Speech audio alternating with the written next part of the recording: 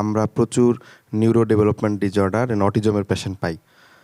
তো আমরা আসলে চিকিৎসার ক্ষেত্রে যেটা দেখেছি যে চিকিৎসা তো একটা নিউরো ডেভেলপমেন্ট ডিসঅর্ডারের পেশেন্ট যখন জন্মগ্রহণ করে তখন থেকেই মূলত শুরু হয় এবং এটা লাইফ লং চলে। আমরা মন্ত্রণালয়ে একটা চিঠি দিয়েছি যে বাংলাদেশের যেসব সাবজেক্ট এখনও চালু হয় নাই তার মধ্যে neuro developmental disorder and geriatric disease এইরকম একটা সাবজেক্ট চালু করার ব্যাপারে আমরা একটা প্রস্তাবনা দিয়েছি। 46 লাখ, আমি যদি ভুল না করে থাকি 2022 সালের একটা ডেটা আমি পেয়েছি যে 46 লাখ প্রতিবন্ধী। তো এটার হিউজ একটা পপুলেশন যেটা আমরা আনকাভার রেখেই এই চিকিৎসা সেবাটাকে দেওয়ার চেষ্টা করছি, যেটা কিন্তু ওয়াইজ না।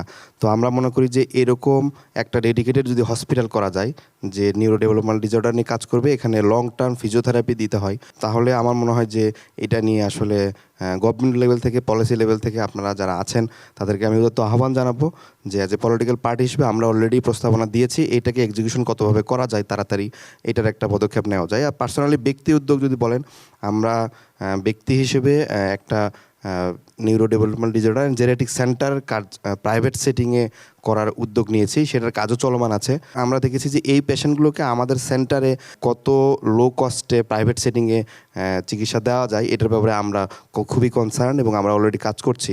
প্রতিবন্ধী নিয়ে কত কাজ করার সুযোগ থাকবে এই বিষয়ে কনসার্ন জানার জন্য আমরা একটা গোলটেবিল করেছিলাম। প্রত্যেকটা সরকারি এবং বেসরকারি অফিসে বাধ্যতামূলক র্যাম্পের ব্যবস্থা করার যদি কোনো প্রজ্ঞাপন আকারে করা যায়, নির্বাচনী যে পলিটিক্যাল পার্টিগুলো আছে তার নির্বাচনী ইশতেহারে যদি এটা ঘোষণা দেয় যে না আগামী 1 বছরের মধ্যে প্রত্যেকটা সরকারি এবং বেসরকারি অফিসে এরকম র্যাম্পের ব্যবস্থা করতে হবে।